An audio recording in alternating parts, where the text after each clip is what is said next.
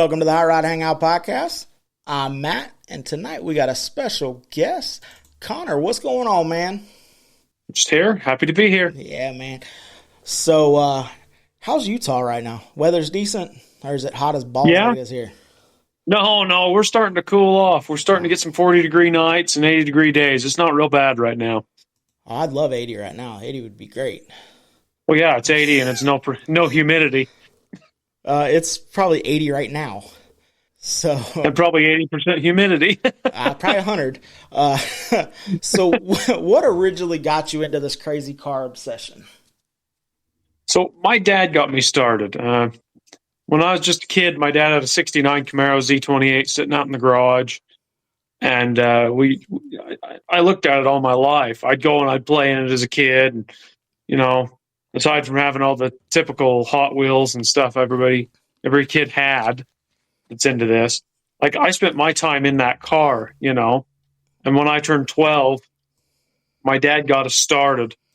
And, all right, we're going to restore this thing, you know. We're going to put a set of headers and clean it up. And, yeah, that turned into freaking $30,000 and a perfect paint job and like they all do. That snowball built quick, you know. Oh, yeah. And in the middle of it, he goes to me, how'd you like your own car? And one day he shows me, we had a local classified ad thing called KSL, and he shows me this 63 Buick Skylark convertible. And I kind of, oh, no, not a Buick, you know. I wanted a hot rod. I was 13. And he hauled me up there, and I fell in love immediately. And that was my first car. I did everything for that. I did everything I could. I learned to paint. We went through the motor. My dad showed me how to build a motor. We went through the brakes. We went through the chassis, everything.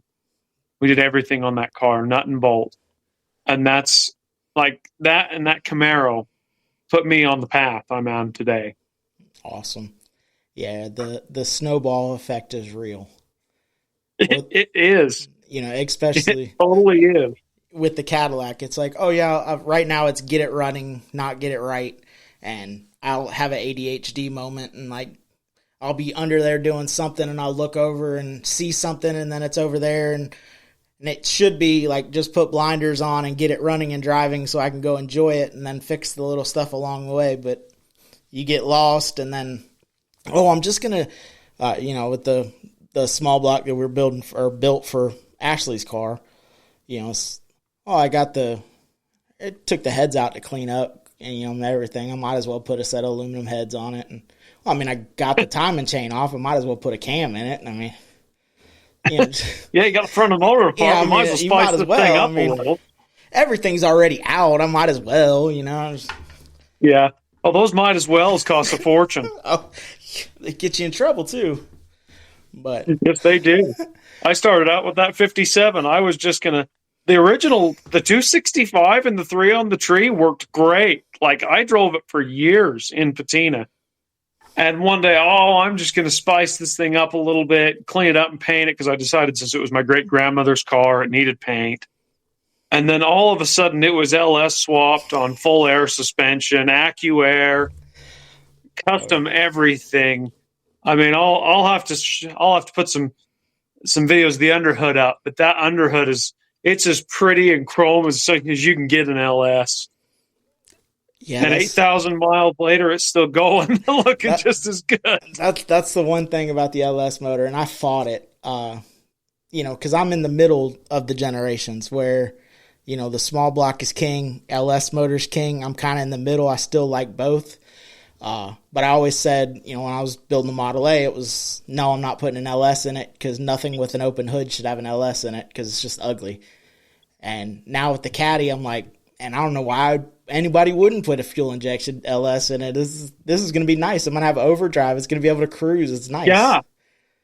Right. Yeah. We took that car and drove it clear out to hot August nights. We're in the boring stretches of Nevada going 92 miles an hour. Oh, yeah. And that motor don't care. It just rolls on. No, it was happy. It burned a little oil at that speed, but sacrifices must be made. 4.8, 5.3 or? 5.3. Come out of a 2000 shift truck. I had it delivered to my house for $700. The whole truck. Yeah.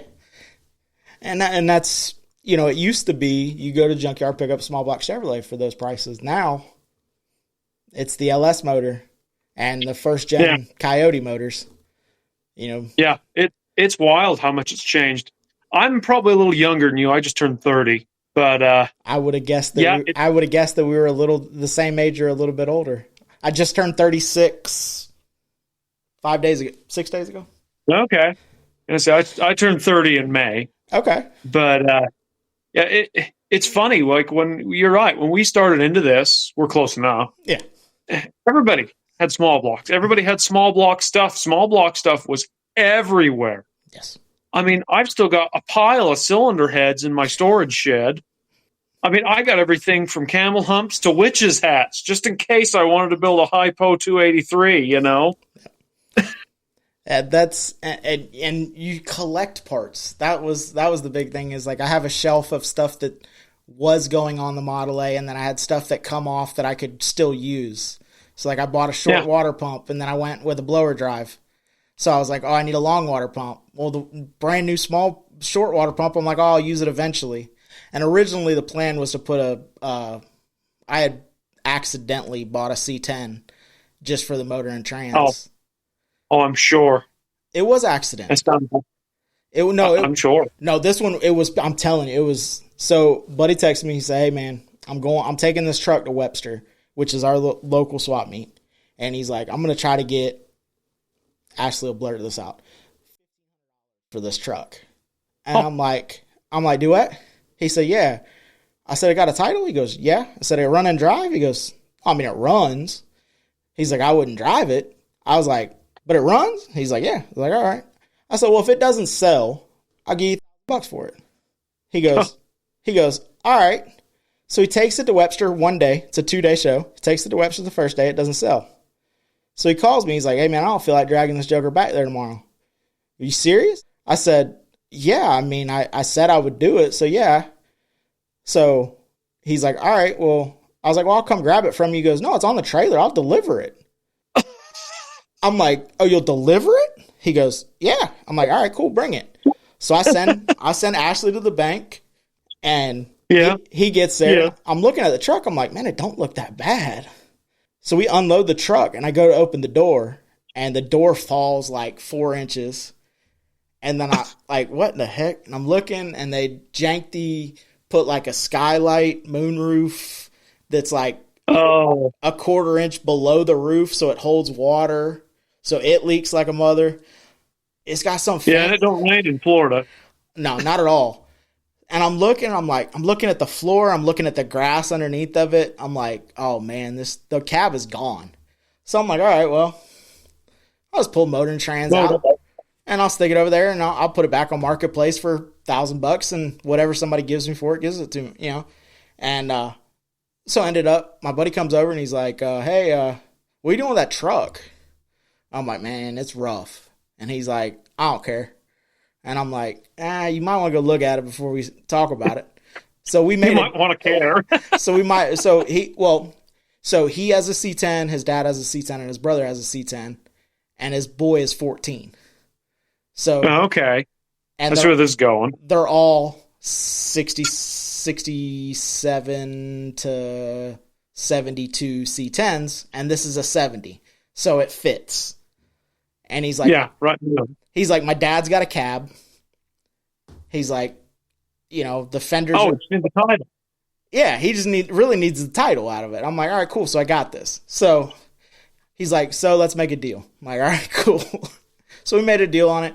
And I'm like, all right, well, now it's in my backyard taking up space because he was moving at the same time. So he didn't have nowhere to put it. And I'm like, all right, well, I'll just pull the motor and I'll shove it back there. Come get it when you get it. Now it's like, hey, man, I need you to come get your truck so I can mow the grass. I'm tired of mowing around it. But, yeah, so it really, really was an accident. I really wasn't trying to buy the truck. Fair enough. Now, if it was a 63 to 66 C10, that would not be an accident because that's her, dream truck.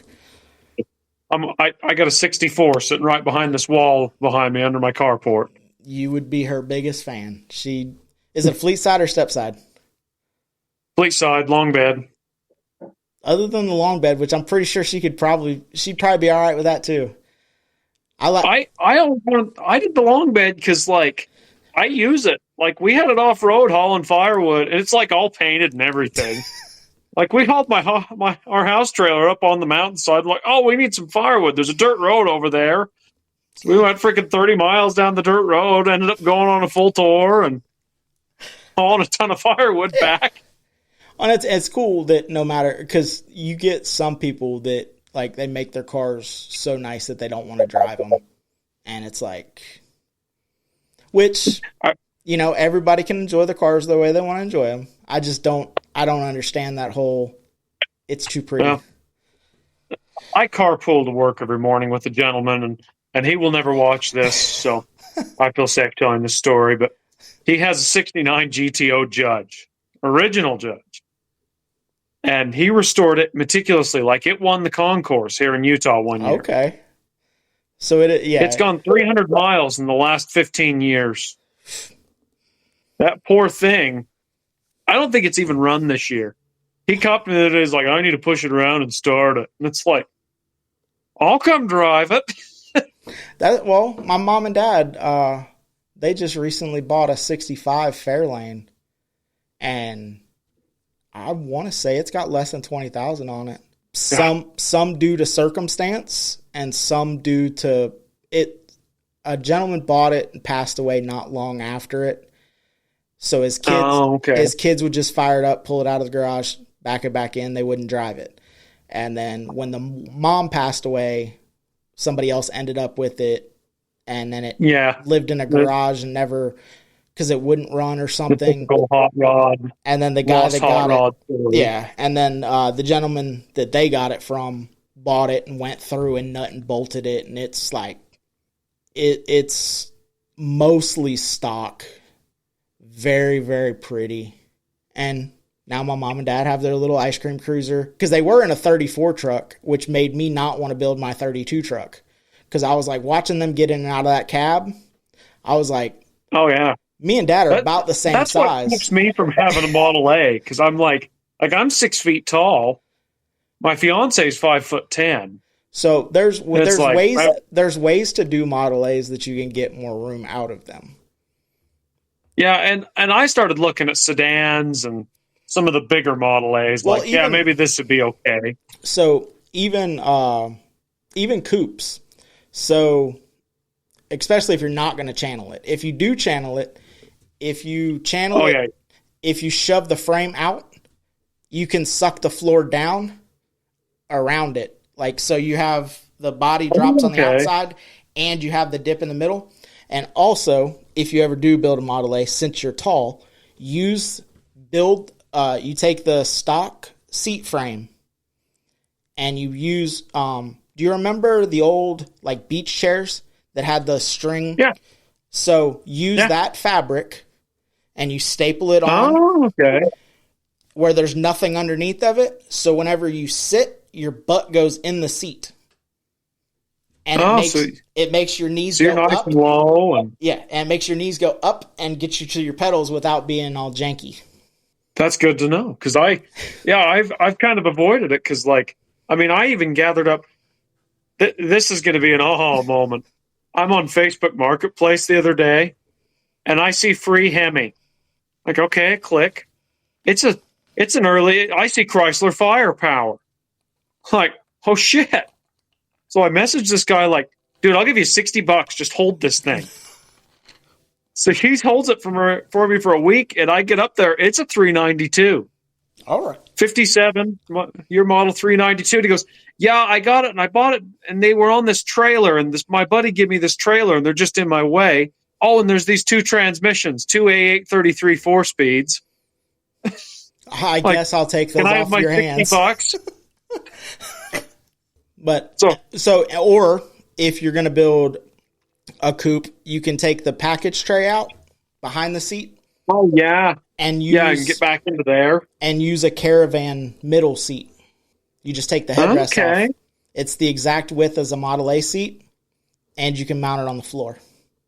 That's good to know, because like I said, I've looked, and I was going to buy a Model A, and I had the cash for it, and then I ended up with a 48 Plymouth Club Coupe. A little more room in a 48.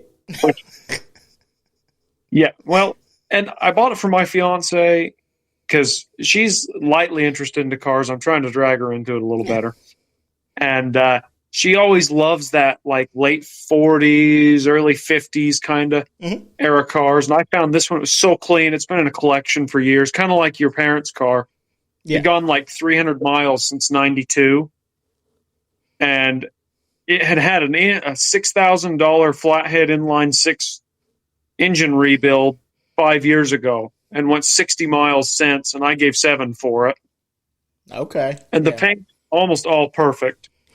Yeah.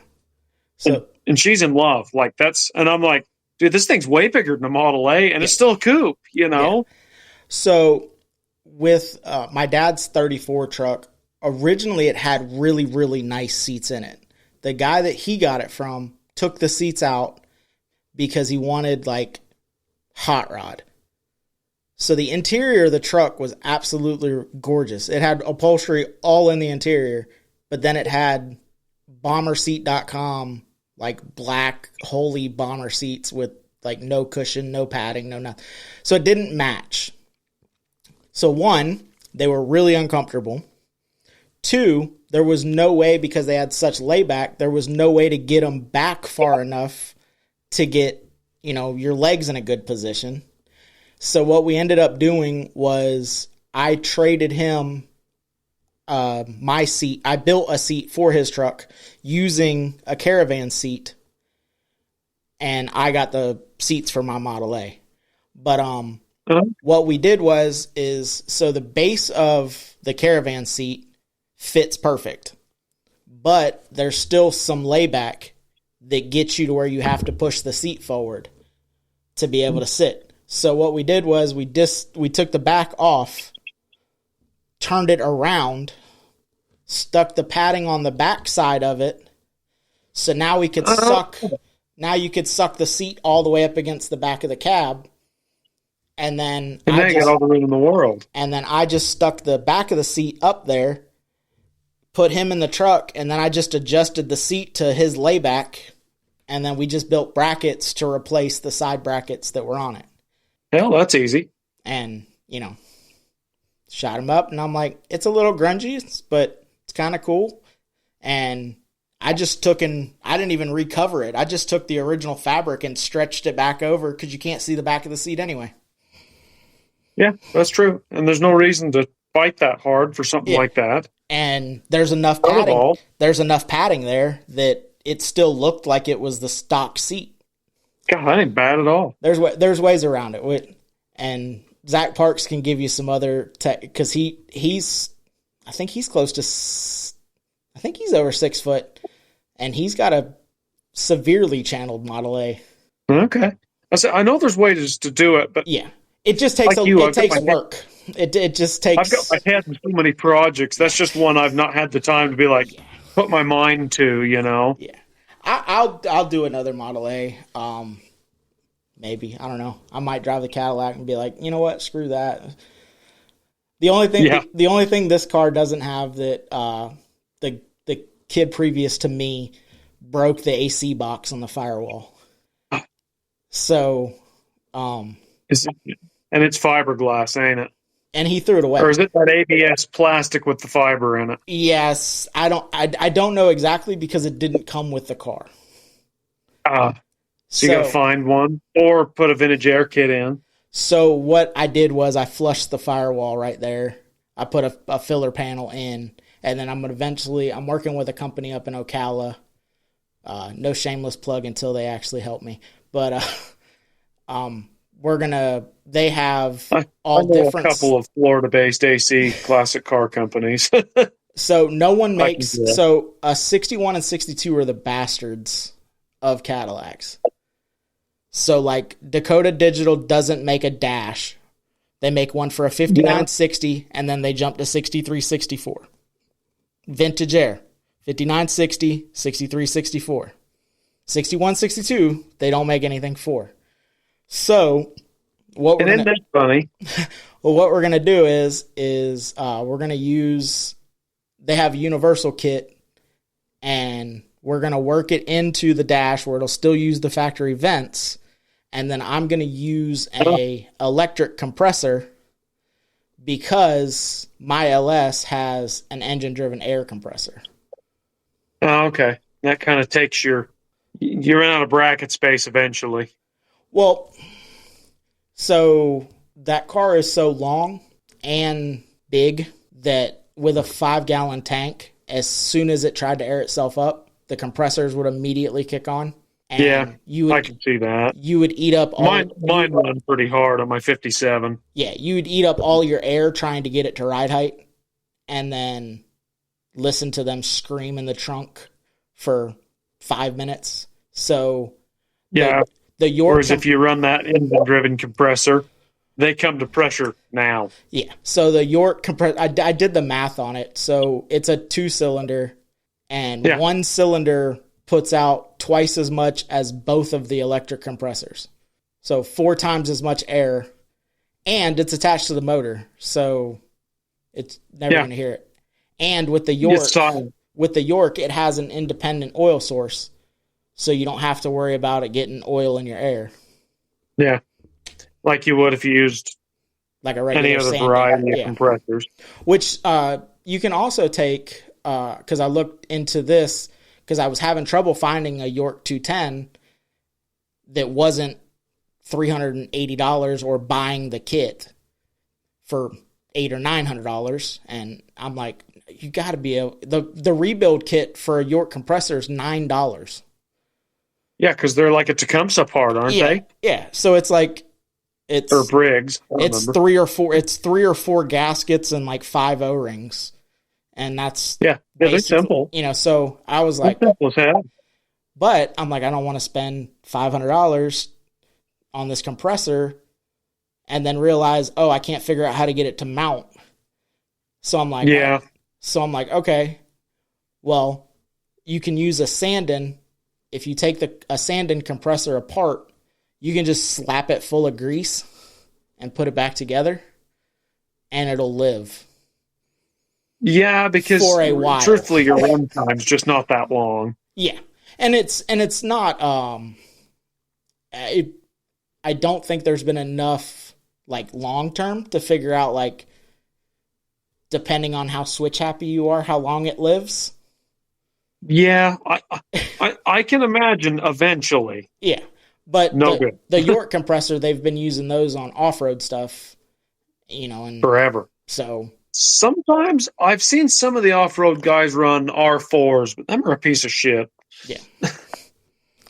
So that's, and that's also gets stuff out of my trunk, which it's not like it's not as bad as the like Model A or something on trying to find storage, Yeah, but I get you because I've got 2 compressors and I've got the AccuAir valve tank in my 57, and it's like there's specific lawn chairs that work.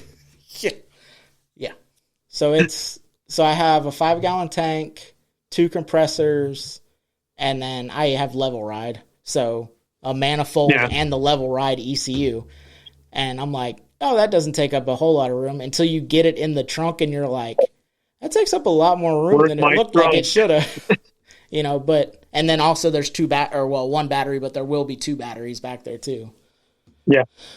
Yeah, and I did the same. I had to move my battery back, but I was like lucky and I was able to keep it on the other side of my spare because I still run the trunk mounted spare because I go so many miles.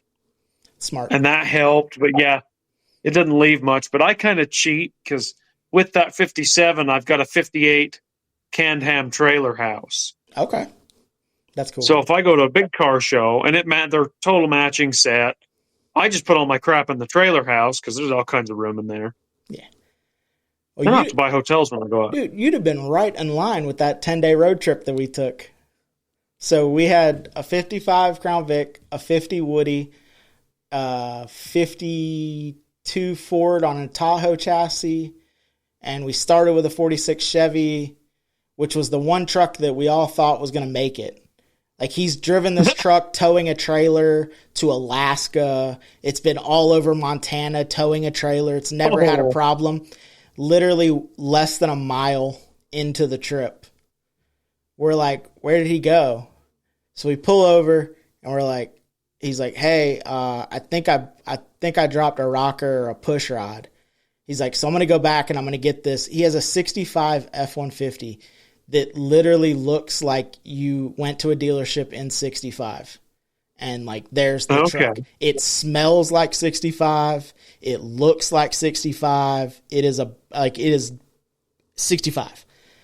So he towed it. He went back and he has a custom, that's what he refurbishes trailers. So he has a custom trailer and towed it out. Went to Sandpoint, Idaho for Lost in the 50s.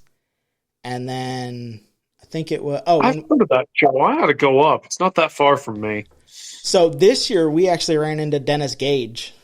Yeah, he's been out to a couple shows. See, we have the Ratfink reunion here in Utah. Okay. Because I don't know if you knew, Ed Roth lived in Manti, which is like 60 miles south of me. Oh, that's cool. And he's been to them a couple of times because he loves the Ratfink reunion.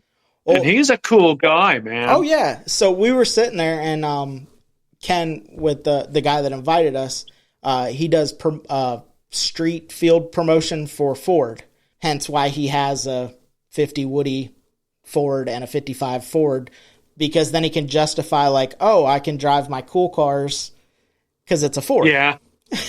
Yeah, fair enough. So Lost in the 50s was actually one of his shows.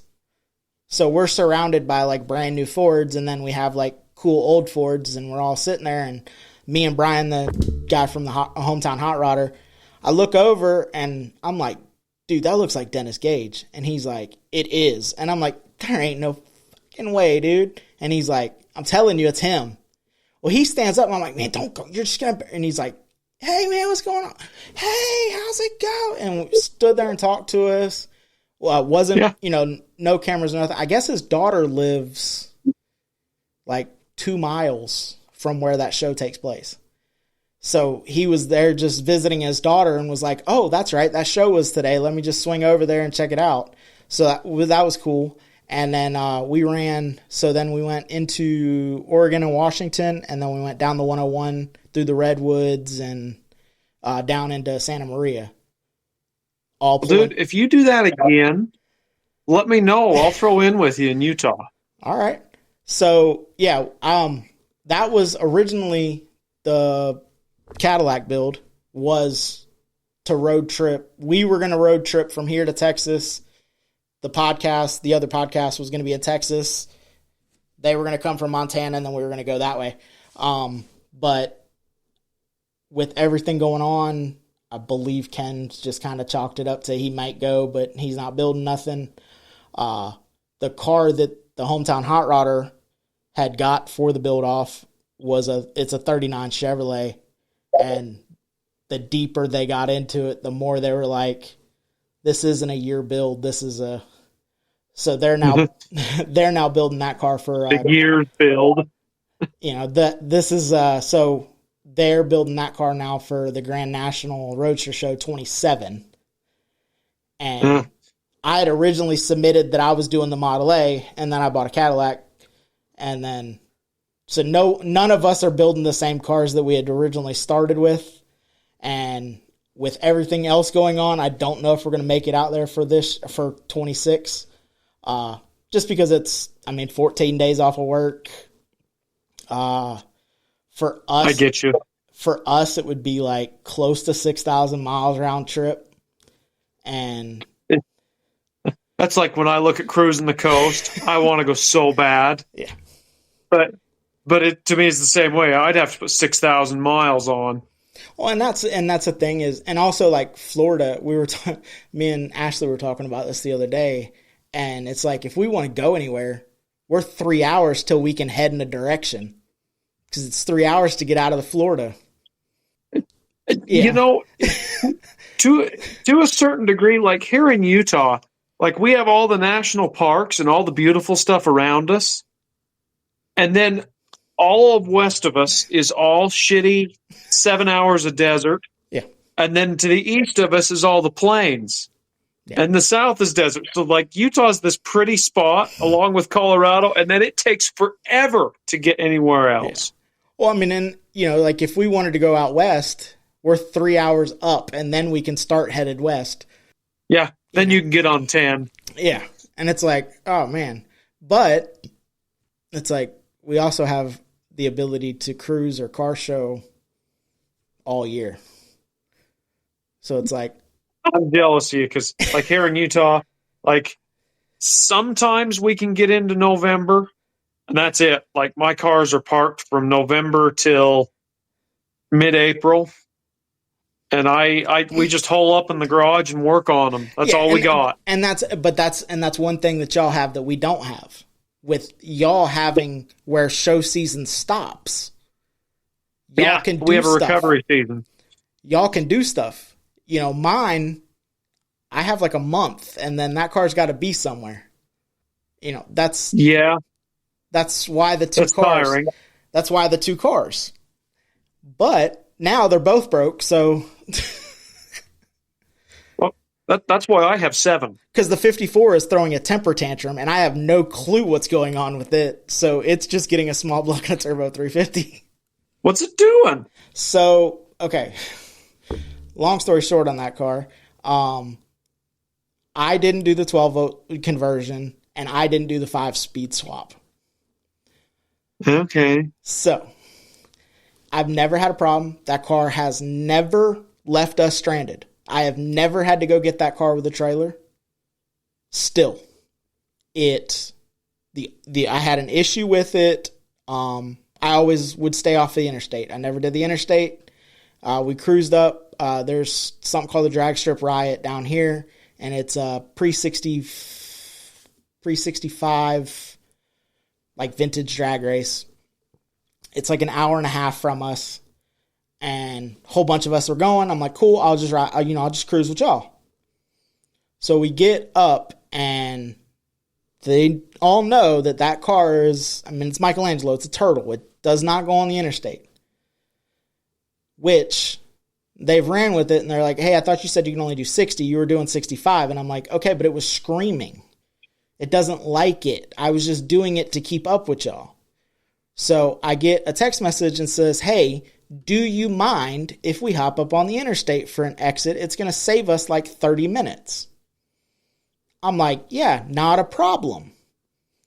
Well, I didn't realize that it was like a 25-mile exit.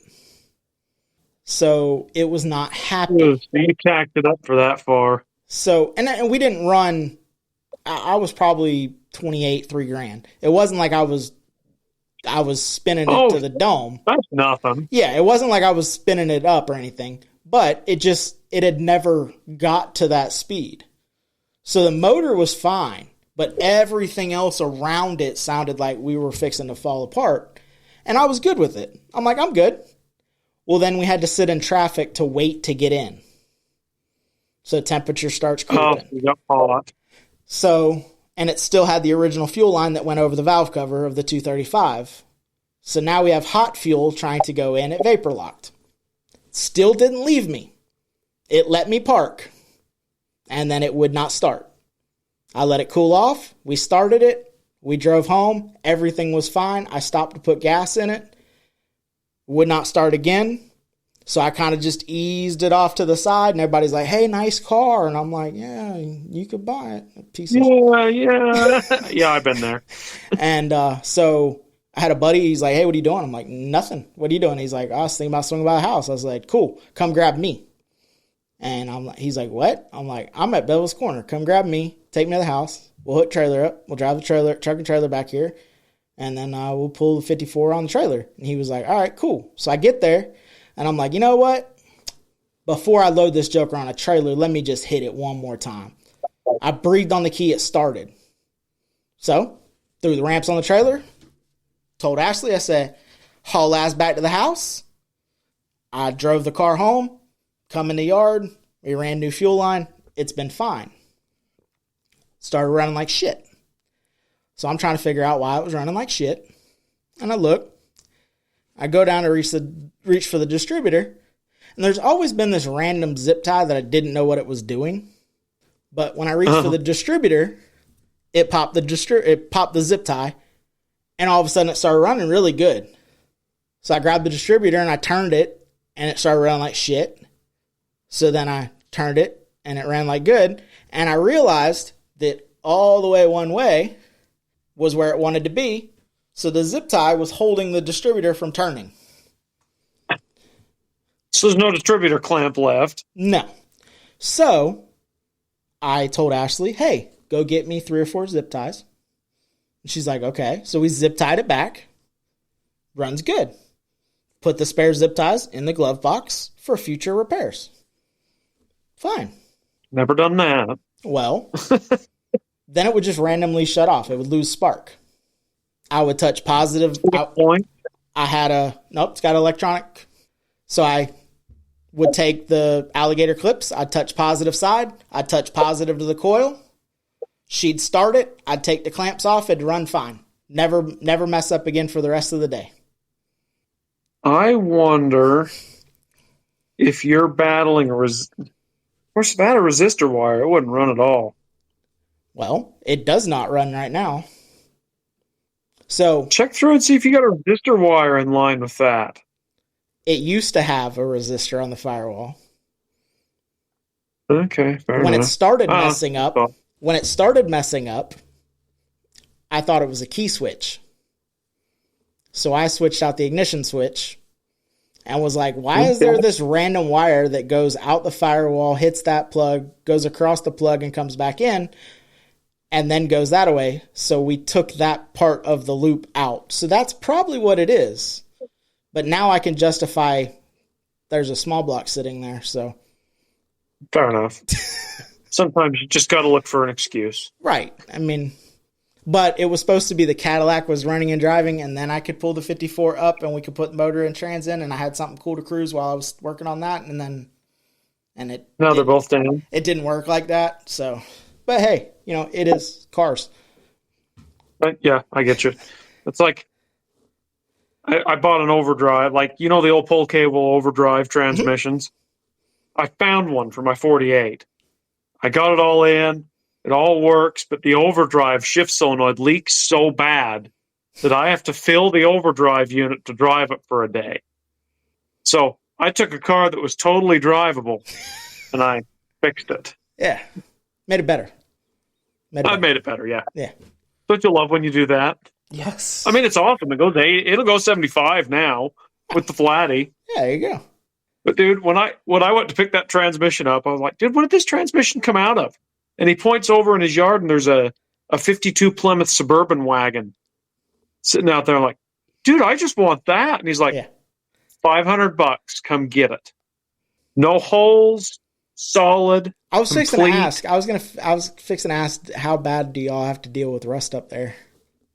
Bought him this much of the car. Not near like you guys. Oh, we don't have it. Well, the closer you get to the ocean, but yeah. Inland stuff. No, we don't get rust so bad here. We don't usually. I say usually, but there's. You end up changing the bottom that much of every car you work on in some spots, which ain't a big deal. I actually went to school to do body metal and coach work. Okay. So I kind of cheat. Oh, you got that. I've got rollers and hammers and all that. We just make it all in house. Yeah, definitely. So yeah, but I bought the Suburban wagon, and I get looking, and it's like the wheelbase and track width is the exact same as a 96 to 2001 V8 Ford Explorer. There you go. So my gears started to turn. I found one of them for $800. So that's my project this winter. I'm going to cut the body off of that Explorer and just lay that wagon down on it. I mean, it's going to be all-wheel drive, but we got mountains out here. Well, that was so. I had mentioned the F100 that went. It's on a Tahoe chassis, and it's an original long bed truck. And the way he got away from it is because most chassis swaps, which we've seen one when we were out there, most chassis swaps, it's really hard to use a newer frame under those trucks and get the wheels centered. Yeah. So what he did was he took a Tahoe chassis. The wheelbase was shorter than the long bed. But instead of cutting the 16 inches out to make it a short bed, he cut like 14 inches out of the bed and made it like a medium bed to match the wheelbase. So it looks good. So it's perfect. Front wheels are dead center, back wheels are dead center. And the bed is, that's perfect. Instead of being 6.5, it's 6.7 or something. Yeah, I get that. So I was like, because I was looking at the truck the whole time. I was like, something's off on that truck, but I can't put my finger on it. And then when we got into Santa Maria, there was a bodied laying running board, same truck, custom painted.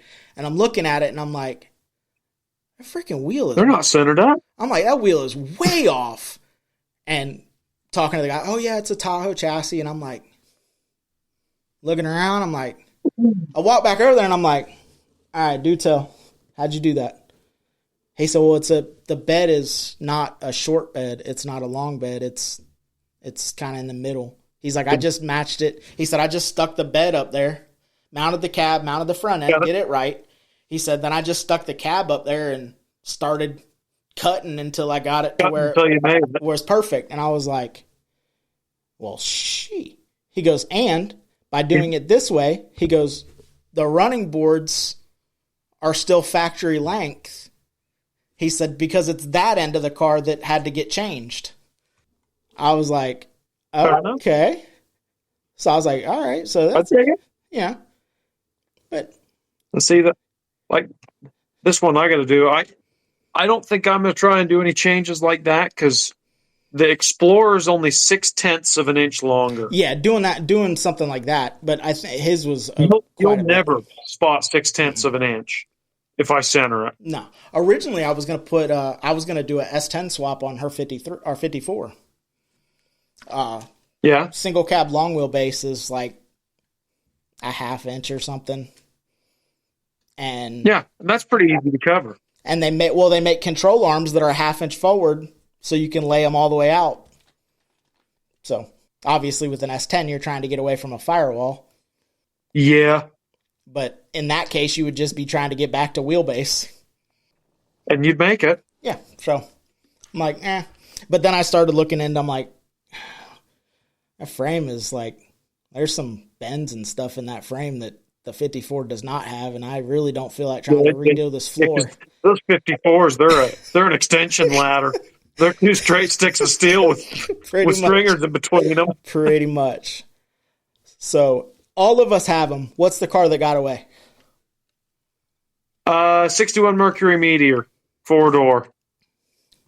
Is that the one with the back window that slants the wrong way? No. Long sloping glass. The trunk was so long, I could lay down in it. Okay. Failed to fend. But, dude, this car was original paint, original interior. It was a Wyoming car. Now, Wyoming cars are the secret out here because they don't rust, because they don't use salt on the roads up there. Okay. So there was no rust in this thing, and it had the sticker in the back window. It was Rock Springs, Wyoming Senior Citizens. Perfect. So that stayed. Yeah, hell yeah, it did. Okay. Dude, it was the perfect bomber. Nice. And I let it get away. It happens. Sell it to create room for something else? 54 that was pretty sweet, but... So, unlimited budget. You talked about it on your TikTok, but unlimited budget, what are you building? Oh, we all got one. Mm-hmm. If I had an unlimited budget, it'd be pretty slick for me. I would build a Resto Mod 1970 Buick Skylark GSX. Supercharged LS power, QA1 suspension, custom seats, custom interior, blue with the black GSX graphics. Like that's the plan. It's not that you've thought about that at all or anything. No, I have not given this any thought at all, as you can tell. I'll put you right on the spot. So it's funny that you said the GSX. So I work for local government, and part of my job is going into one of the largest retirement communities, and along with all those old people, comes very, very cool cars that they don't really ever get out and drive. But because of the job that I have, sometimes I have to go talk to them when their garage doors are open and I can see the cars. So last week, I was taking pictures, doing house stuff. This gentleman comes out, asks me what I'm doing. Just fine. Somebody's taking a picture of my house. I want to know why too, so you're good. So I'm talking to him, and my tattoo sticks out a little bit.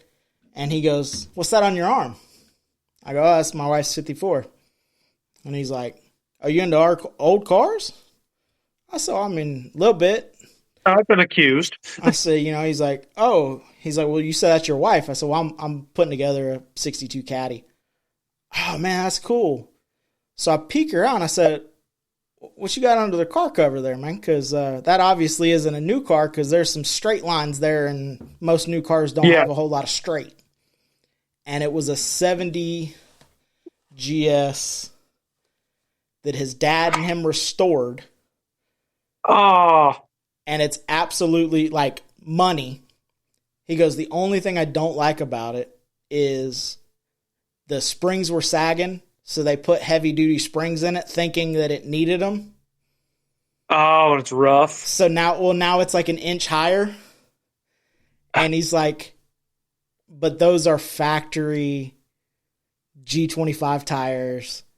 Like, they're like spot on perfect." He's like, "So I don't want to put a bigger tire on it to fill the gap." He goes, "But I also don't want to take it all back apart to put the right springs in it right now." And I'm like, "Yeah, that's a damn shame."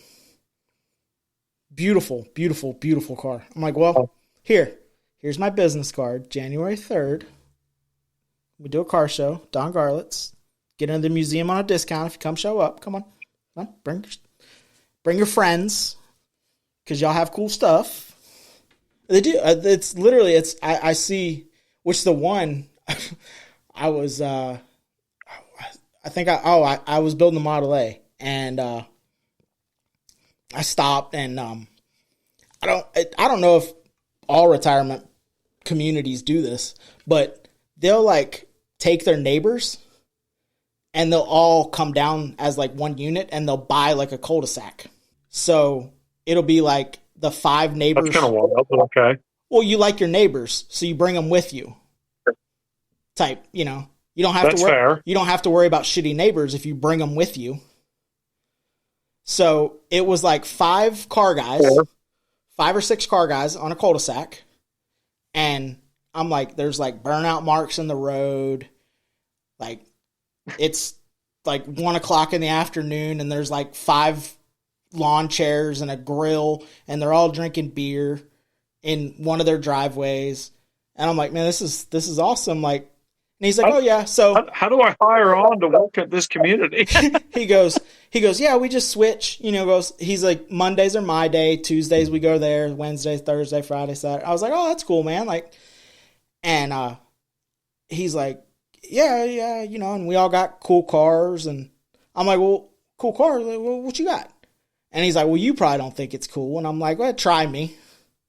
And he's like, "Well, I actually I just got rid of my C10. I traded it away for a Lincoln." And I was like, "Oh, cool, man. Like, what Lincoln?" He's like, "Oh, it's a 64. And I was like, "Oh, okay, cool. So 4-door Continental?" He's like, "Yeah." I'm like, "All right." Suicide doors? He goes, "Yeah, I don't get to drive it as much as I did the C10. It's a little more rowdy." And I'm like, "Oh, rowdy? Twin turbo LT1.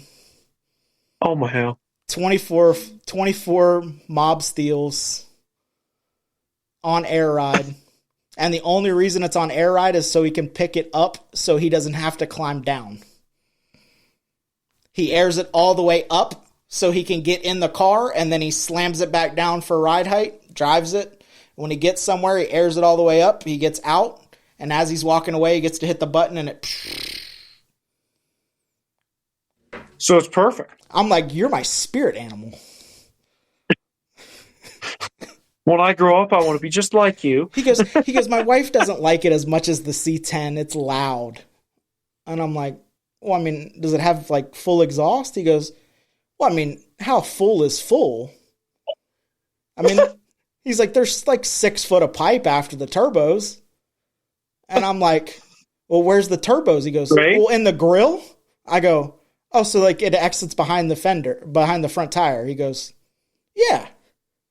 So he had billet through body, like 4-inch just dumps at the front doors. And I'm like, I like your style.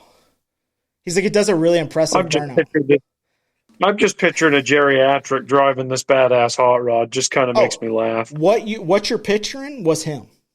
Like the tucked into like cargo shorts, cell phone, like the big cell phone pouch, like that was him. I'm like, this guy is my Florida hero. old man. Yes. Yeah, there you go. Yeah. So I know one of them. hey, you know what though? Yeah, I got some friends out in Port Charlotte. Oh, yeah, that's a different class. I'm up with the flip flops and board shorts, fellas. Not the. Oh, that's God's waiting room. Hey, man, you know, Florida, and I've realized this. Florida has we have absolutely beautiful scenery and everything like that. But the one takeaway from California was 1, Florida doesn't know how to car show.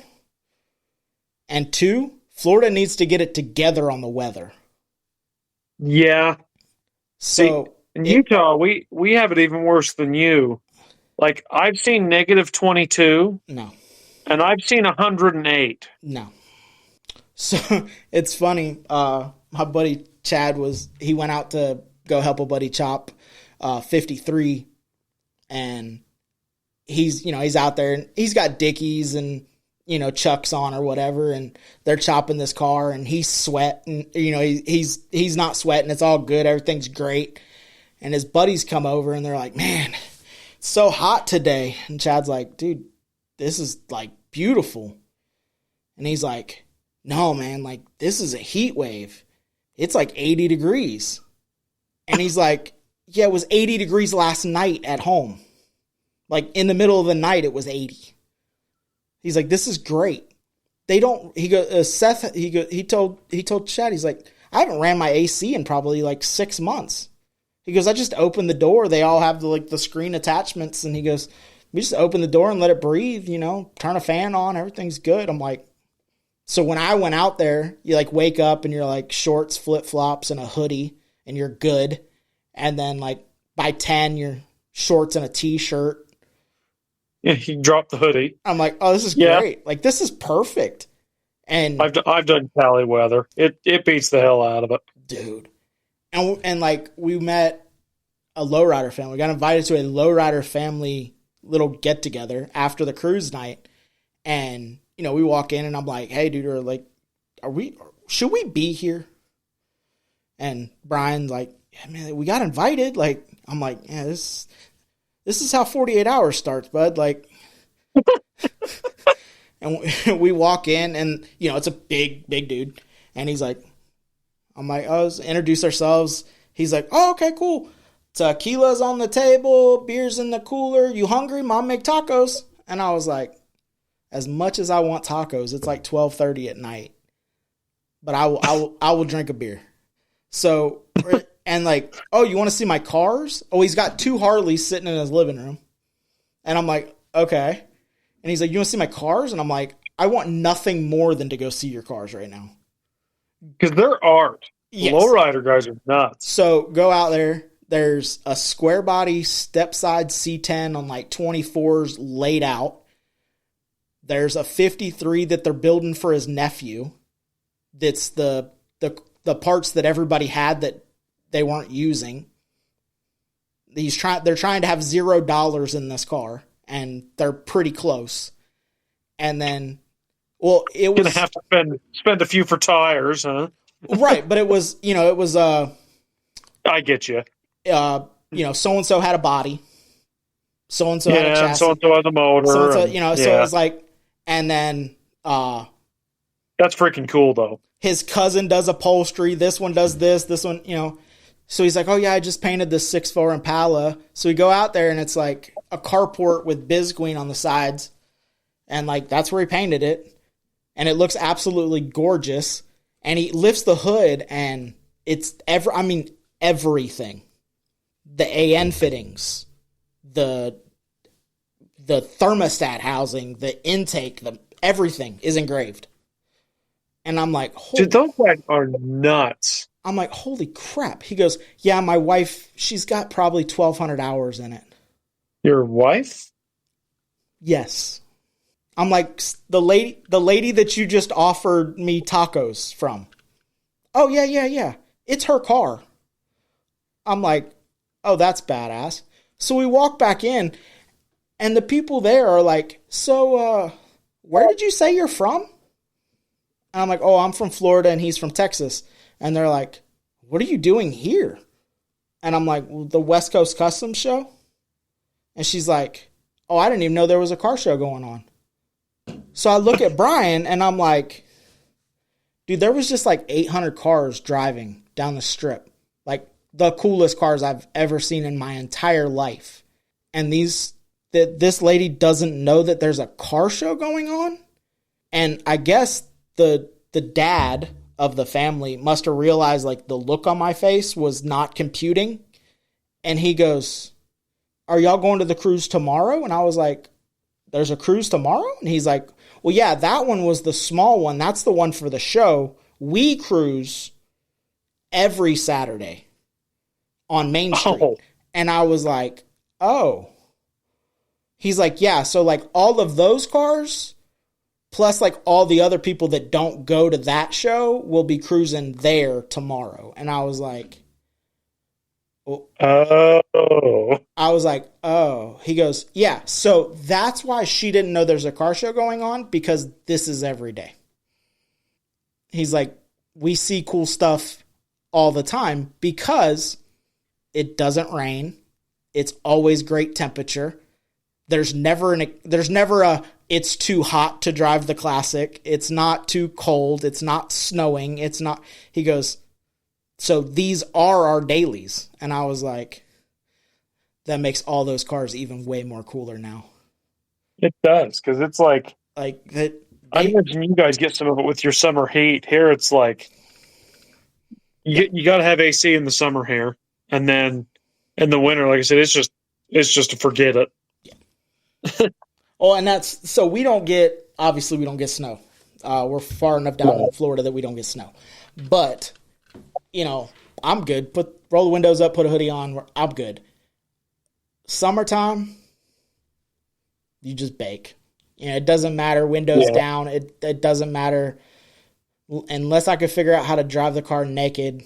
But I don't think I could drive any of our cars naked and not be seen. So none of them really blend in. Because again, no, there's not a whole lot of them. Like out there, you probably could, because there's 15 of them that just drove by in the last 10 seconds. Like we went and got gas. So we stopped at an RV park right inside California, and Brian was like, "Man, I need some cigarettes." And I was like, "Well, let's run up to the gas station. You drive the Woody," because I had never driven 3 on the tree at the time. So I was like, you drive the Woody and I'll drive the 55. 55's on air ride, so I was like, I really wanted to drive that car anyway, but that was my excuse, was I've never driven 3 on a tree, so you can drive the flathead and I'll drive this. So we get up there and I lay it out and I'm walking away and I'm like looking back like, I'm hot shit. Not one motherfucker at the gas station was like, hey, it's a cool car. And I'm like, rude? Because you pull up even in our janky, like, crusty hot rods, people were like, what is that? That's cool. What year's that?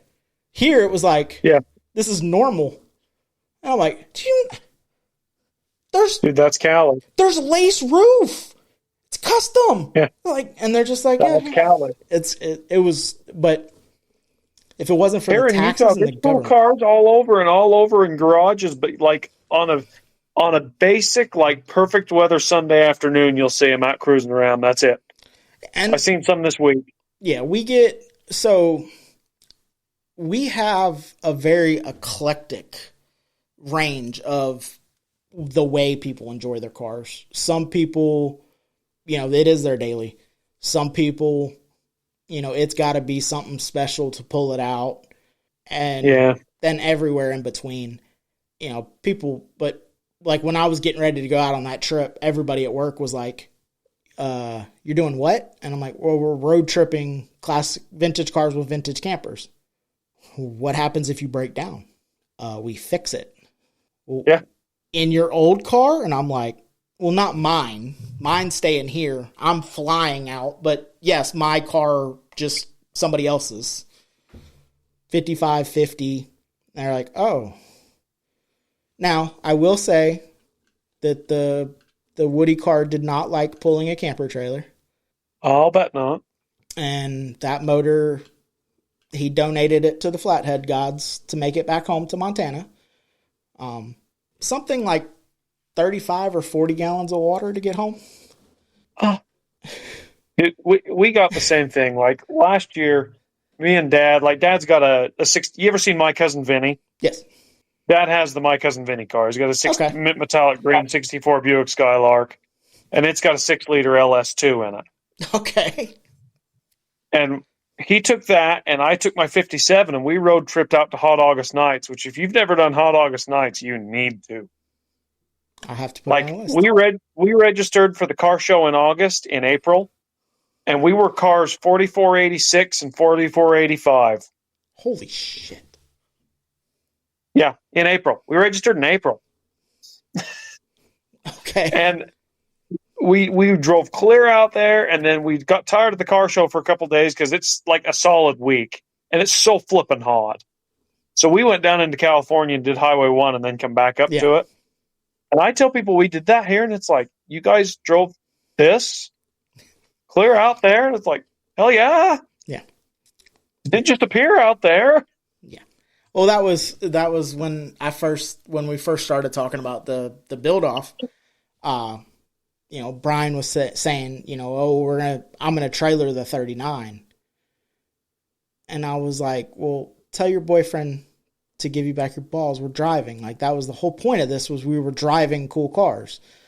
And he was like, man, if I get a flat tire, I'm like, at the time I was doing a Model A. I'm like, I have no fenders. If I blow a tire, it's taking my body off. Like, he's like, yeah, well, yeah, but like, he has a hot rod shop, and he was trying to justify it. And I was really like, I understood his vision for the end goal. I understood why, but then I was also like, if I talk enough shit, I might be able to convince him to like pony up and do it. So I just kept on him, and then they discovered it was just gone. And then I had the Caddy, and I'm like, oh, I'm going to put it on 20s. Cause, Colorado Customs makes 20-inch wheels that looks like a 15 Cadillac cap. Oh, dude. Yeah, I've seen them. So they're badass. Yeah. So I was like, I'll just put 20s on it. And I was talking to a guy. He used to live in California. He now lives like 30 minutes from me. When the government lost their mind completely, he'd come here. And I was talking to him, and he's like, so what's the plan for the car? And I was like, bagged 20s, LS, 4L60. And he's like, 20s? And I was like, yeah. He's like, are you planning on road tripping that car? And I said, yeah.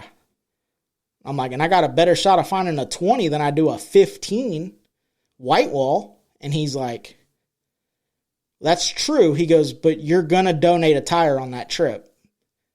He's like, that's a lot of weight on not a lot of sidewall. And I went, you right.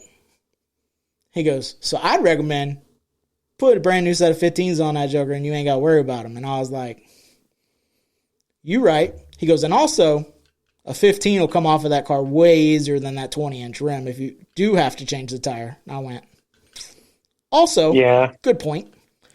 So I'm going to make the front cap a floater. The front hubcap's not going to turn. So when it's cruising, I think I'm going to take that's badass. There's a effect. There's a Studebaker runs around the car shows here in Utah.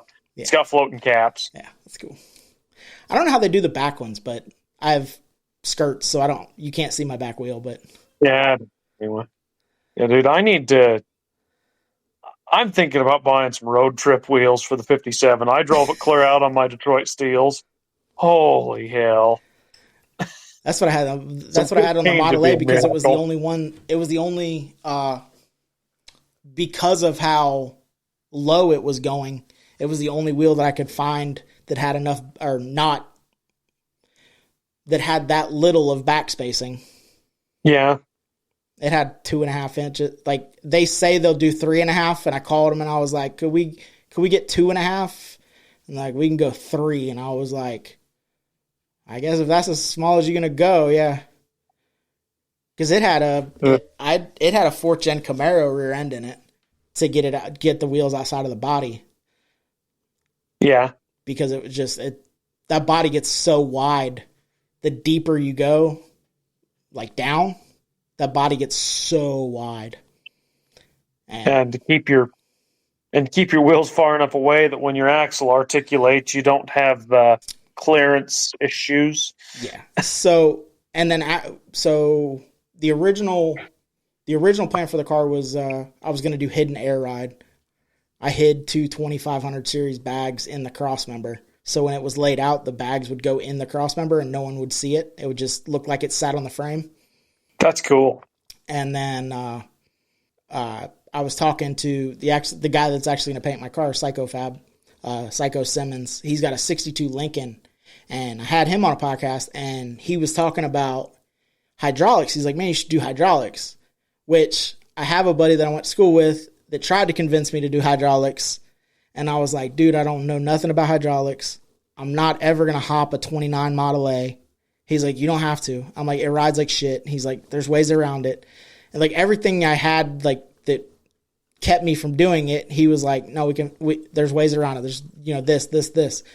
Yeah. So I was talking to Psycho and I was like, I thought about hydraulics. I was like, but I don't want to run like 8 batteries. And he's like, you ain't gonna run 8 batteries. He's like, I just put a second battery in my car. And I'm like, what? He goes, my system's a 12-volt system. He's like, I used to only have the car battery. He said, now I finally have another battery in the trunk next to the hydraulics. He goes, but it's still just charging off my alternator. And I'm like, do what? He goes, yeah, because a hydraulic pump is only 12 volts. Yeah. It was designed to run at 12 volts. He's like, they're overloading them to get more speed. He's like, so if you run, he goes, if you run 12 volts, it's not as jerky. It's not ever going to hop because it's not fast enough to hit the top. Yeah, the output's not that high. He goes, and you don't get the bouncing when you're trying to find a level. I was like, okay, well, I want to hide it still. So they don't make them anymore, but Hydraulics used to make a cylinder that had a 90-degree fitting off of it, and you could run a braided cable off of it to an accumulator, which just acts as like a charged reservoir. Sure. Yeah. And then you just run your hydraulic line back to your tank. And it looks like you just have like piggyback reservoir shocks on the front end of your car. No other suspension. I was like, okay, so it works. Cool. Good. We're good. Well, then Mike Finnegan, his C10 has hydro shocks. It's an actual company, and they sell coilovers. They look like traditional coilover shocks, but the body has a 5-inch stroke hydraulic cylinder in it. So you get all the effect in one unit. He goes, so you don't run accumulators because all it's doing is creating lift and lower. It's not acting as your suspension because you actually have a physical coilover. It's just a coilover with a hydraulic cylinder. So, dude, that's perfect. So I was like, okay, so I'm just going to look like a Model A that's got coilover suspension on the front end, and they're going to have to try to figure out how it got off the ground so I could drive it. Perfect. That is cool. Because I beat my head around, which I was like, I always tend to, like the 62, I did the same thing. I always tend to pick the cars that like no one does. And then like And then halfway through the build, I realized why nobody does them. So Because there's nothing available for them. So like a 29 four-door, Ford didn't build that car. Ford didn't build any four-door sedans. So even though that there's 28, 29, 30, and 31 four-door sedans, that's not a Ford body. No, it's a Murray body. Or Briggs. Well, or Briggs. Yeah. So no one sells replacement metal for them. No one has measurements of what the body was supposed to be. So, you know what, though? I kind of learned this with my trailer house because it's kind of one of the weird ones, too, because I wondered how some of it was supposed to be, but it's an Arrowhead, and they only made like 300 of them in the 4 years they were in business. Okay. If you don't have any measurements, right, you just make it up. Well, so the floor got cut out without getting braced. So trying to got loosey-goosey. Right, but then there was also no bottom ridge. So not only did it go out, it also went front to back. Oh, so it went to a diamond too. So yeah. So trying to pull measurements, and then the back doors were going to be welded solid shut, but I was still leaving the windows because I like the 5-window look. Yeah. And so like trying to get everything lined up, it was just a PETA, and like you would post and like people would like laugh. They would emoji laughed, and it's like, that's rude. Just say you don't have one. Or it's just hurtful. So, and then also 30 and 31, the Murray and the Briggs bodies were very distinctly different. The window channels were different. In 29, they weren't. The only difference was the Murray body had like 8,000 pounds of wood in it, and the Briggs body had 4,000. So the only reason that I knew that I had a Murray body was because there was basically no metal inside the car. It was basically just wood skinned. It's all wood structure. Yeah. And then you got to remake all that. Right. Or replace it with enough metal that it's solid. Yes. So it was just, those things. And then the 62, like, oh, okay, well, I'm doing an LS, so I'll just get a digital dash. It'll plug in, all the gauges will work, everything will be great. Oh, no, nobody sells a dash for a 61, 62. Cool. Awesome. Perfect. But it's all good. It's dealing with the bullshit. Try restoring a 63 Buick Skylark. Same. Convertible. What I did find, though, and then for anybody else that has a Cadillac, there's a book, and you can buy it on eBay or Amazon. Amazon is a little touch and go because they don't print the book anymore, but it's a GM parts book for all parts that interchange. Oh, yeah. I've seen them. So, a 66 Nova fuel tank straps will work on a 62 Cadillac because they don't sell tank straps for a 60s Cadillac. Sometimes it amazes you what you can't get. And I found that out after I cut the straps. Yeah. Well, it's like, I've got my dad's 60 Impala in right now. It's going to be sweet. It's QA1 suspension, LS3. It's going to be copper with a black stripe in it. Like, it's going to be insane. Beautiful. They don't make quarters for a 60 Impala. Quarter patches. They don't make anything. Really? I had to hand roll. I had to get my sandbag out to make some of that shit. See, and I figure, well, I guess the 6.2, 6.4 Impalas are the ones that everybody does. Yep. Okay. You know how much shape there is in a rear quarter on a 60 Impala? A lot. That's like the ridge on a 62. The second body line. Yeah. It's ridiculous to try and make that. Which, fortunately, my car doesn't have any rust. Like, it has a little bit of bubble, like, under the doors and stuff, but nothing, like, that needs full-on replacement. Oh, you can deal with that, yeah. Yeah. That's easy. Yeah. So, I think I told you on TikTok. So, I know the car is going to be white. I have no clue what the roof's going to be. I know it's going to... Yeah, you'll know when you get there. I know there's going to be pink. I know there's going to be lime green. And Ooh. I think teal. I cannot wait for that reveal, man. So, and the original plan, and if we go to California, this is how it will work. I'm going to take the car in the enclosed trailer up there, drop it off. He is going to paint it and put it back in the enclosed trailer. I am going to hook to the enclosed trailer. I am going to pull it home, and it is going to live in the enclosed trailer until we leave. So I'm not going to see it until the internet sees it. Oh, I can't wait. That's cool. So he sent me some crazy ass shit. And because I was like, I think I also told you, like, I didn't want to go, hey man, like do this. And it be something like basic that's easy because I don't paint. So I don't understand, like what it takes to do graphics. And I also It's a lot. And I didn't also want to go like, oh dude, like do Serape. And that'd be like really hard. And him like look at me like, I said I'd help you. I didn't say I was going to do like it. Said marry this project. Yeah, so it's like, and then he brought up Serape, and I'm like, I was trying to figure out what he was talking about, and he sent me it, and I was like, oh, that'd be dope. And he's like, but it takes forever. And I was like, well, then don't do it. Like, just do whatever you want. He's like, you don't care? All that tape work is just crazy. He's like, you don't care? And I'm like, no, I do care. But you're going to do it right because he's an artist. I'm like, I don't want it because it's your billboard. Like, it's going to the West Coast Customs Show.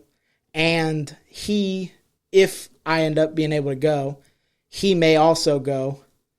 And we're going to live stream. So it'll be a 62 Caddy and a 62 Lincoln Continental cruising across the country to California.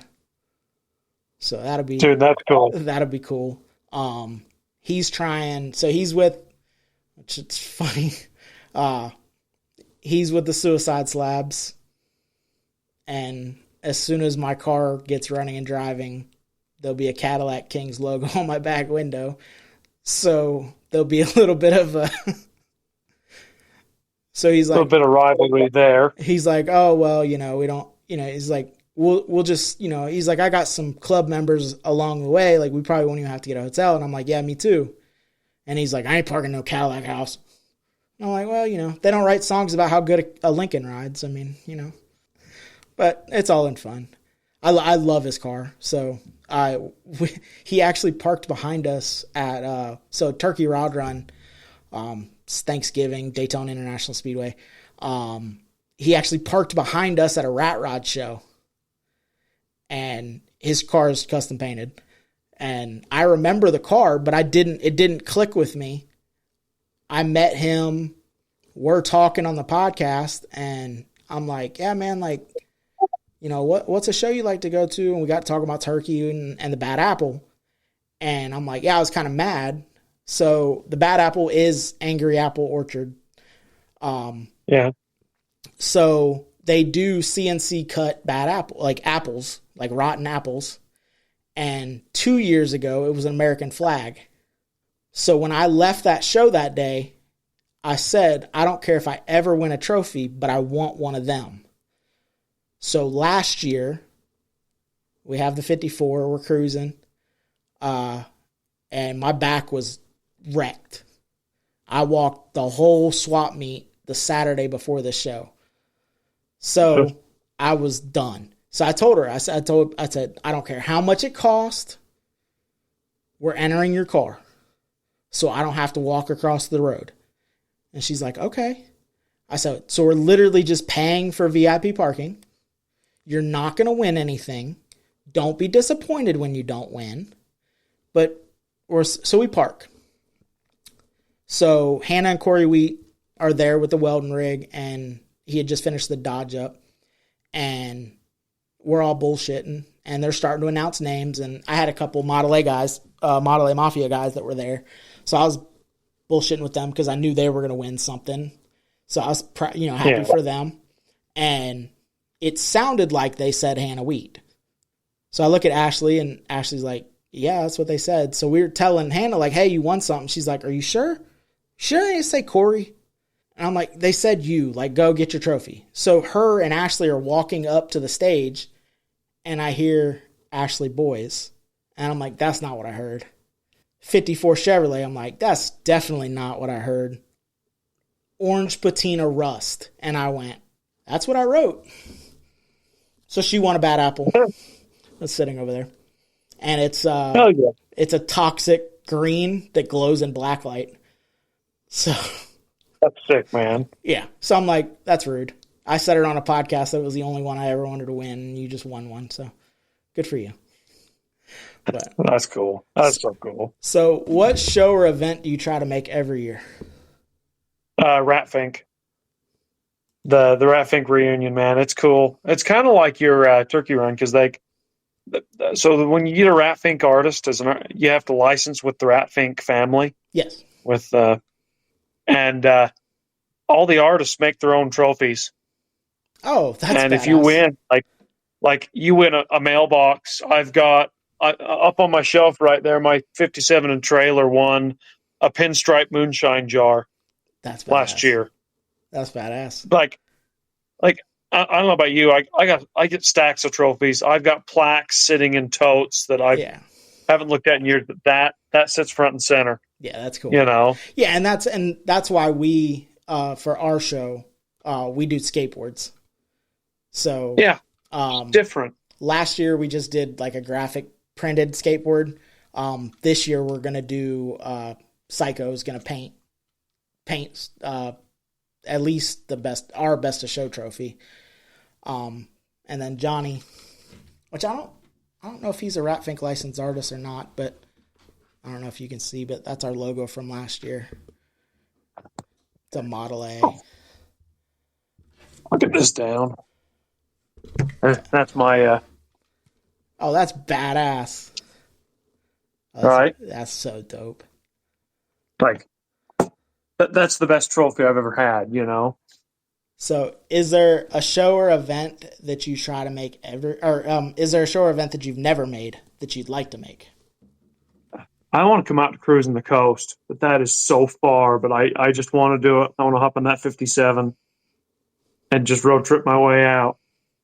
Well, January 3rd, the weather is way better here than it is there. Don Garlitz. Shameless plug. Yeah. Getting out of Utah would be tough, but once I got out, I'd be good. Yeah. Yeah, that's the problem. Like I've offered it to everybody, and that's usually if I could get out of my state, and I'm like, yeah, because I don't know the struggles.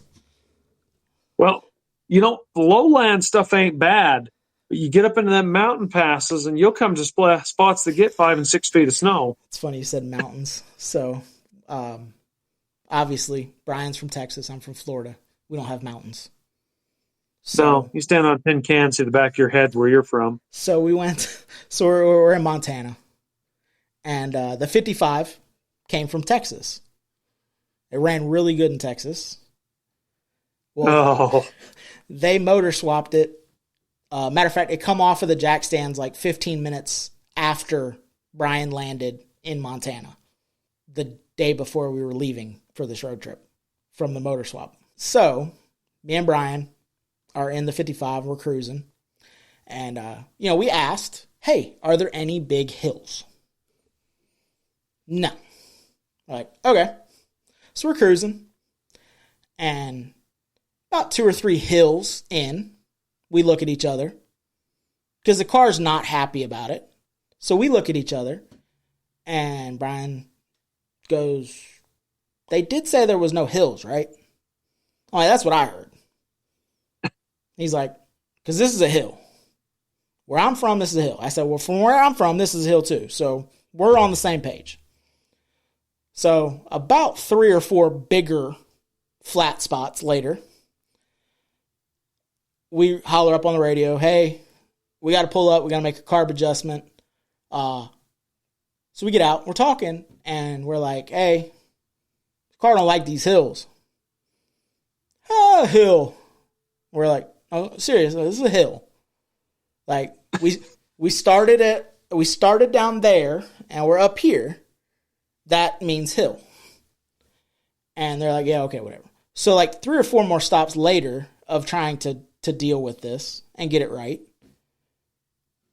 hill comes up again. And Ken goes, this isn't a hill. So Brian goes, well, I don't know if you know this or not, but the fucking car thinks it's a hill. So we realized that Montana calls what we call mountains hills. Yeah. If there's a pass. If you don't gain a few thousand feet of elevation, it's not a very big hill. If it's a pass, then we're getting closer to a hill. Nah. Because I even brought up, I don't remember what website it was, but I brought up an elevation, like current elevation, and we were watching. And I'm like, oh yeah, that 400 feet increase of flat spot there. Oh, now we're going down that flat spot. Oh, we lost 300 feet on that flat spot. It's not a hill. So the rest of the trip was, oh, that's not a hill. Like, fucking, it's a hill. It's a hill. Trust me. Not out here. It's not. But it is. Speed bumps are hills. It might be a small hill, but it's a hill. Yeah, because I can.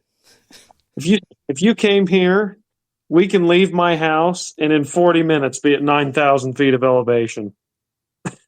I could leave my house and probably drive for 4 hours and not get above 200. I live at 4,500, man. I live at less than 45.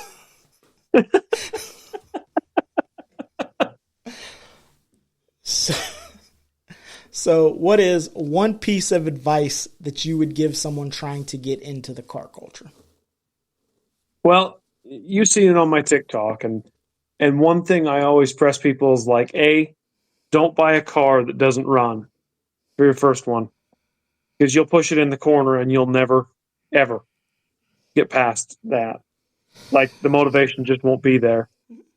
And B, don't shoot for your dream car first shot. It's fun to dream. Find something you can afford. Find something they have parts for. And find something you can just downright enjoy. Yeah. And go from there. And then get out and drive it. Yep. Don't leave it parked. And that's and I've said that too. You know, if you get into cars, any car, you can eventually make it to whatever you want to make it. You know. Oh yeah. Because, you know, like I said, the Cadillac was the 5-10 year car for probably 20 years now. Oh, when I was 20, I'd have never imagined having what I have now. That's just 10 years ago. And imagine we're all going to the and you get, which is cool. I don't know. I don't know the scene there, but here you got older cats that are looking to give information and knowledge. And sometimes it takes you a few minutes to convince them that you're serious, because they don't want to just share information for it to go in one ear and out the other. But once you convince them to do it, you better be ready to take it in. And a lot of them have cool ass parts that they're slowly realizing that they're never going to get to. And they don't want anything. Here, I have this rare speed part for your motor on my shelf. Yep. And they're not going to do nothing for it. Or they just want you to come over and hang out. You know, and and the stories... We've got this old boy that lives just up the road from me. And he walked into one of our buildings. We have 15 cars here on our little plot of ground here. And he makes it through one of our buildings, sees what couldn't have been the front 3 feet of a mostly disassembled 38 Dodge Business Coupe, and goes, is that a 38 Dodge Business Coupe? Like, this dude knows. So when he speaks, you listen. You know? Well, and also the stories, the knowledge of not being able to pick a phone up and call somebody to rescue you. Yeah. You know, and and I hate, the zip tie story. It's legit. I can go out there and show you a picture. The zip tie is still on the distributor, but that fix would have gotten somebody home, and it probably did. That's probably why it's there. It just never got fixed. Here we get the vintage 4x4 guys, and there are some crazy ass stories. Oh yeah, of getting shit out of the mountains out here. Back in the day, 60s 4x4, when not much was 4x4, and those guys would get clear the fuck out there and break something and have to get it home. And there are crazy stories about it. Lose a fuel pump, dip a sock in your fuel tank, and stick it in the carburetor and idle home. Exactly. Till you run out of sock gas and do it again. Yeah. Oh, dude, I had one guy that told me he had a C10 like mine that was 4x4, but it wasn't 4x4, it was just 2x4. It had an inline 6 in it like mine did. And he got coming down a hill and let off, all of a sudden broke a motor mount. And it was a stick shift. And he said, you know how much room those inline 6s have in that engine bay? He said that stick shift was in there just clubbing them to death. Because there's nothing to stop the movement. And when we got the 54, like I said, Ashley wasn't, she knew she liked cars, and she has a couple cars that are like bucket list cars, but it wasn't really, it's hard to explain to somebody that isn't familiar with it. But so like that first car show that I took her to, it was, I actually had the car loaded up to go trade it for something. And the guy was like, hey man, my wife made plans. I can't meet you. So I'm like, all right, cool. I unloaded the car. And then he's like, hey, change the plans. And I'm like, dude, I already unloaded the car. Like, I'm like, if you want to come this way, or, you can meet me or whatever. Like, we can still do it, but I'm not loading the car back up and driving 3 hours. Like, I'll just take it. It was the day before my birthday. So I was like, I'll just take it to go get breakfast and, celebrate my birthday. So we happened upon a little local show, and it's a lot of the retirement crowd. Mm-hmm. The shiny cars. That car is not shiny. It has rust. It is 54. And so we pull in, and like I said, the photographer spun around, took a picture. That's cool. Big smile. So we pull in, and where I'm trying to find a spot that's not like dead center of sea of shiny, because it is a participation trophy show, and I know that I'm not getting one of those participation trophies because everyone there has either shiny or new stuff, which that is neither. So I'm good with it. I don't go for a trophy anyway. I go for the community. Go for the people. So we back in, and the only spot to back in is between a meticulously restored carpet under the tires, probably the first time the car's been out in 6 months, and a beautiful whatever on the other side. And we back in, and I'm like, oh boy. And it's like a zombie apocalypse. Like, everybody starts coming towards us, and I think I even made the comment to her, like, oh, they're probably going to tell us, like, hey, can you move? Like, that rust might jump. Like, get your shit out. And old dude walks up, and he goes, man, is that a 54? I said, yes, sir. He says, man, I took my wife on our first date in a 54 Chevrolet. And I said, oh, that's cool, man. He's like, it's still got 3 on the tree. I said, no, it's got a 5-speed. He goes, oh, so it'll actually get out of its own way. I said, yeah.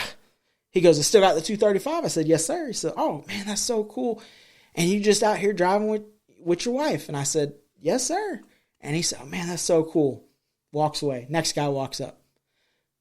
53, 54. Oh, it's 54. Oh, my grandpa had a 53 Chevrolet 210. He bought it, and he drove it till basically the wheels fell off, and he just left it out in the farm.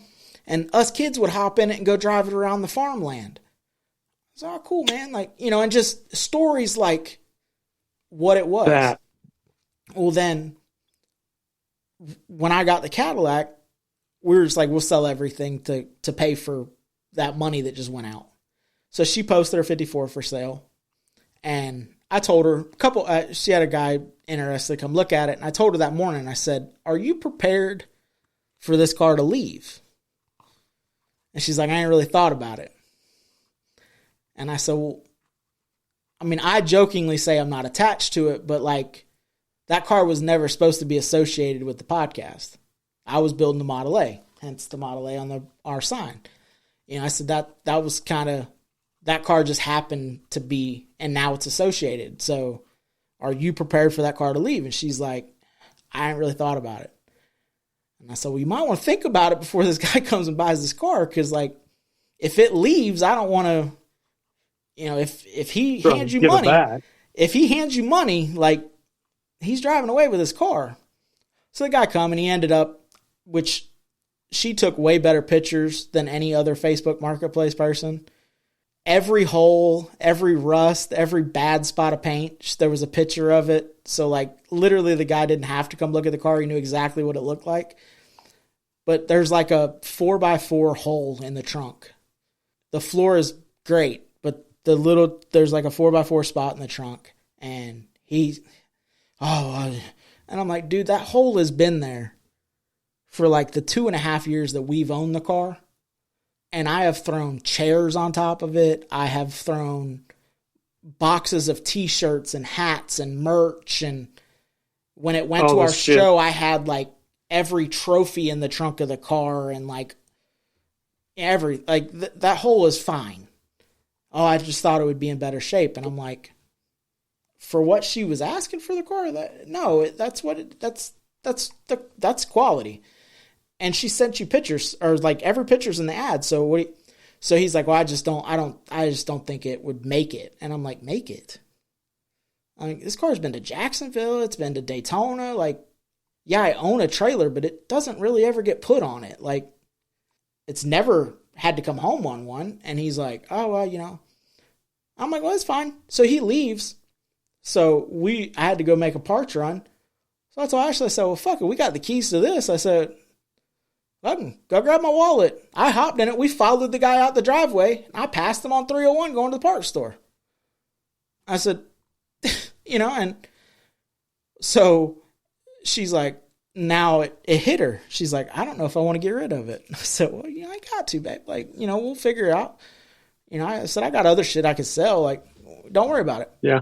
Well, before she got the ad down, she got like 3 or 4 messages. I think I used to own that car. And pictures of it from like 7-8 years ago, where it was on white walls and teal rims. And I'm like, that ain't the same car. Cause it looked a lot better. And I'm like, that ain't the same car. And then I'm looking and I'm like, nope, that rust on the door is still in the same exact spot. It ain't grown no bigger. Yep.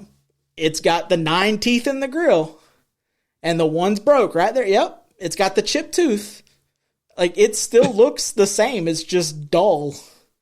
So we did Flood Pentrol. It's like a paint hardener, but you can wipe it on with a sponge. And it doesn't get into the metal like linseed oil to fuck it up if you ever want to paint it, because she doesn't know if she wants to paint the car or not. So we did that, and it wears off. In Florida, it wears off in like 3 months. But when you do it, it's like shiny and looks like great, and then it wears off and you do it again. But it's like, looking at the pictures, I'm like, that car needs white walls on it. And I'm not a big white wall person, even though the Cadillac's on white walls and it's going to be on white walls. I'm like, I don't really know if I like white walls, but on that car, it looked great. They work, man. And she's like, that car actually looks good there. I'm like, I don't know what happened to it. You own it, and now it looks like shit. I'm like, what happened? What'd you do? And it's just, it is I hate the term rat rod, because it's gotten so convoluted of what it used to mean. But, it's a grungy, we call it a hood rat hot rod. It's just so you could go do hood rat shit with your hood rat friends, and it's a good time. It's not the car that you take if you're in a rush. Because it will tell you that that's not the best of ideas. You're going to operate on its time. It'll get you there. But if you got the time, it'll get you there. Well, all right, man. Well, I appreciate you coming on, and we'll make sure that we put all of your links down below. Until next time, guys, get out and drive your shit. Later.